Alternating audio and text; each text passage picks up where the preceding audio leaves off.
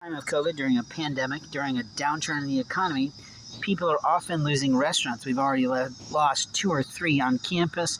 We're losing several here out by the mall in Champaign, and hopefully it's all around Prospect. And that's too bad when you consider the street name. The reality is that people who do our gardening often think only the linear aspect of their lives. My job is to cut this grass, or my job is to deliver this mulch, or my grass is to beautify this area. But maybe nobody from the national chain hired them to do that.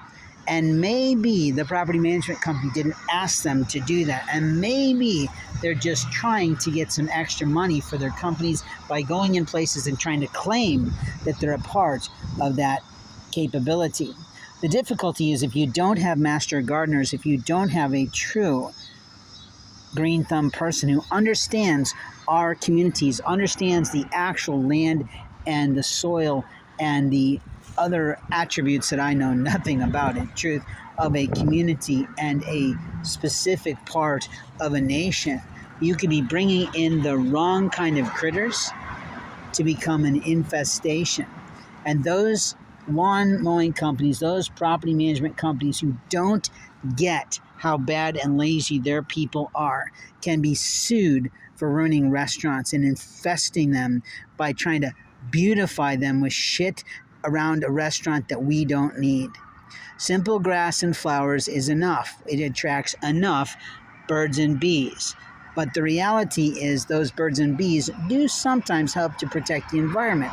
A bird simply does that. However, if you're putting in bad mulch, cheap mulch, or mulch from a different state that doesn't belong here, it can be bringing in all kinds of eggs and other things if it's not clean mulch.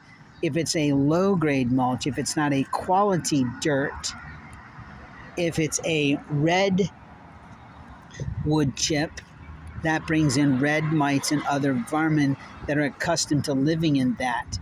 You see, everything has a possibility of going wrong. And when you're dealing around restaurants, you cannot afford to go wrong. I already know that the core building is infested by bees through a pipe. I mentioned it to the company when they literally were just turning themselves off in terms of the lights.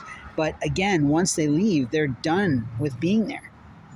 And so you've got basically migratory insects that are filling the walls there. I can't imagine how large that hive might be today. And hopefully there's some vanity in the fact that do they leave in winter or do they stay?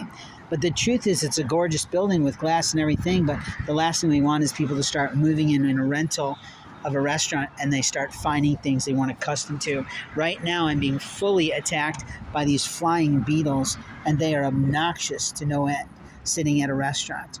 And hopefully whoever the fuck let that Mexican company come in here while I watched them do this, it ruined a day. I totally lost all my food because I couldn't plug in and cook anything that day. So I remember.